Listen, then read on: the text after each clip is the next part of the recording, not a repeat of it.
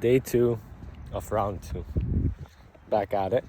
Same exact journey as I'm on. Walking to Adam's house as I usually am. Especially now that thankfully it's finally good weather. So it's actually the perfect time to get out and really enjoy the peace and tranquility of it all. Because the one thing that Canada really sucks with is the weather. And we sacrifice about 8 months of our time and year to this shitty weather where we're stuck indoors, and it then hurts and affects our emotions, our feelings, and just our overall quality of life. And it's not something you can really experience in many other countries because, yeah, sure, Canada might have all the 4 seasons, but the fluctuation is just something else. And it's not consistent in any form, changes day to day, and there's no real timeline with the weather. It was just freezing cold, now it's boiling hot, and it changes from day to day. And that's just how it is. And now with 1 second, little intermission break. Sorry, a group of people just walked by me. I wanted to keep quiet, but that is a clear example of what I want to get over. I just stopped talking and got off my point, despite it not being an important one, just the beginning to my yap. I stopped simply because I walked by someone and I didn't want to embarrass myself. And that's just crazy. That's crazy for me to even think about because they don't care. They don't care, nor do I, and I shouldn't. I should be able to convey and talk and do whatever I want, whenever I want, wherever I want. And no one should be able to make me feel like I should be able to shut up or should be shutting up. Obviously, there's a time and place for everything. But I'm in a public setting and I still had that hesitation to stop talking. And it's not like it was a bad thing or anything. It was just myself, my social programming on how the world has set me up. My past life and experiences all make me the way I am now. And it's something that you have to realize and kind of get out of your mind with the social engineering, whether it be your religion, your culture, your past, whatever country you lived in. You'll always have these instilled feelings in you. And that's just how every culture and every person is different. And that's what makes everyone so unique. And that's what makes everyone malleable and flexible. That's what makes humans humans. And that's what makes me me. So yeah, just another day to improve, to get going, and to keep moving forward. Pushing forward, even when I don't feel like it, even when I can't. 1 minute at a time. And that's all that I can do. Anyways, where do I want to go with my yap today? Well, I'm supposed to have a meeting tomorrow with a law firm for one of my clients for my business, and hopefully that goes well.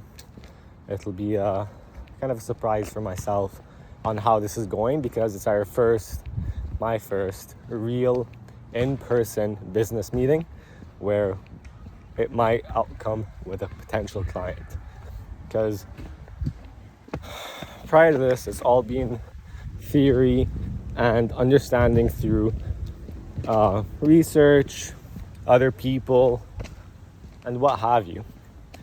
And it's never really been a practical experience for me. And it's something I feel like I've lacked in my life, and I have a lot of time to gain that experience. Most people don't ever get that experience. The experience of being an entrepreneur, not in the gloating way, but really putting yourself out there and trying. And that's just one of those things that I continuously say on these videos and continuously tell myself that you should have to get out there. I'm going into the meeting tomorrow with a open mind, open thought process to it all. Whether they want us or not, whether they are willing to pay us or not, whether they think it's crazy for us to be doing this or not. The only way to find out is by going there in person and talking to them and finding out.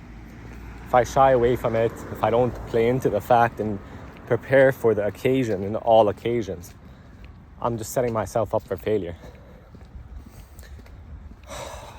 And that's not what I want to do. Because yeah, sure, you have to go head first sometimes. But there's also the equivalent where you need to prepare for it. There are some things where you can't just go head in first, simply because you need to understand the rationale on how to go about if it were to go X or Y or Z ways. Because sometimes it operates on a new plane that you never might have prepared for, and you just have to be ready in that moment for it. And that's when the head-on collision really helps, because you just have to go diving in and be willing to dive in, and alongside all your prepared axes, I'd say. With that, you kind of cover all these basis points. You cover all these basis points of how, not just a business meeting, but this is a particular scenario in which I'm speaking about. But any scenario you really think about in life, or in your scenario, in my scenario, going forward in life, you need a good combination of the just go for it mentality and the understanding and preparation for it all. I'd say you have to be a rational optimist in that regard.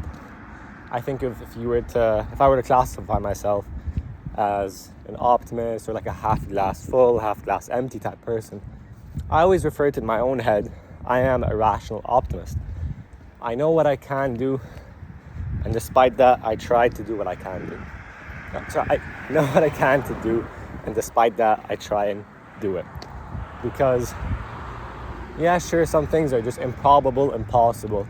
But there's really no doubt in my mind that the right play on most things is to try it out for yourself.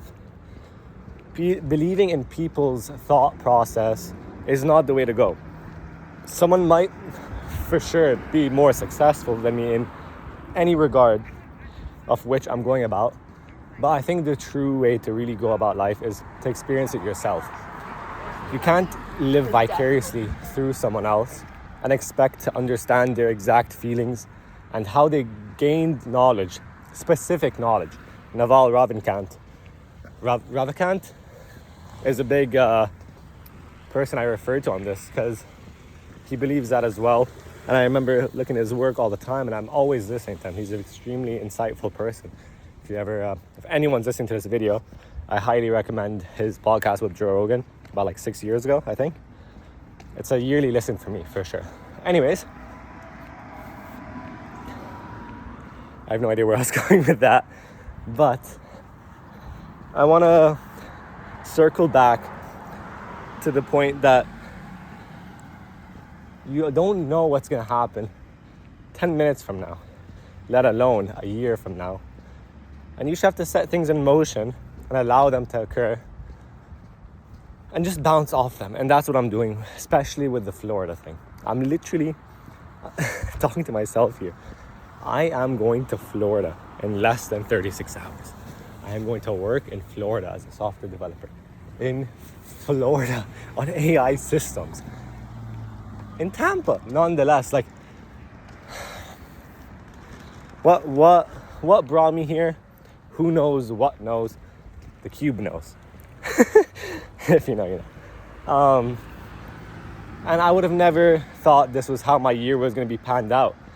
I would have easily thought I would just try and, after all the applications, find somewhere in Canada, Toronto, to do my internship.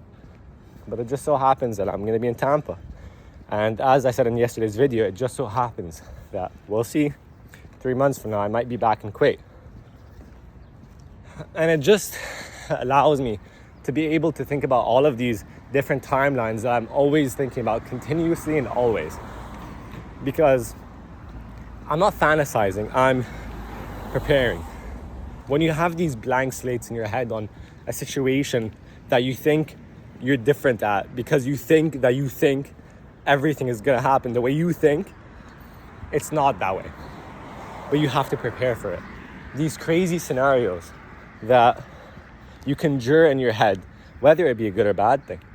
sometimes they're much needed because they show you that there's different ways to go about things. And that's what people in this generation, specifically my generation, lack with a lot.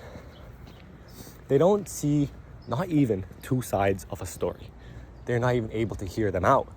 And let alone the fact that it's never just one or two sides of the story.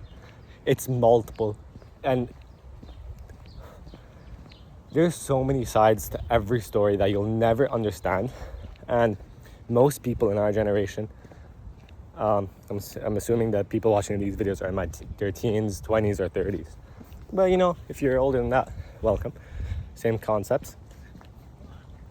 They don't really allow for their minds to think of other possibilities of what might happen. And that's what really sticks them into the ground and halts their progress in life to not become a better person overall, to become a true person in themselves. Because a really good example of this is if you have a friend in mind who you're able to sit down and really just say whatever you want, knowing that you're not going to be judged, rather you're going to understand and cooperate your thoughts and your thought process, and then you can break it down and understand why that is why it is, and then see the other side of the story. No, in my case, that's my friend Adam, because there's no wrong point. There's just different views. And once you understand that, you really see how and why people act the way they do. And that's one of the things I've continuously been working on, is not really giving the, oh, why the fuck would he do that? Or why did he do that? Why is this the way it is? And then just leaving the thought behind. I try and understand where it came from, despite if I don't even agree with the point. I try to see the other side. And through that, you get a better understanding of how you process information and analyze it. And to that point, you become more intelligent, whether it be EQ, IQ, but you gain a deeper understanding of general concepts and knowledge that you just don't get from studying in a book or doing case studies or doing an assignment. Because it's specific knowledge.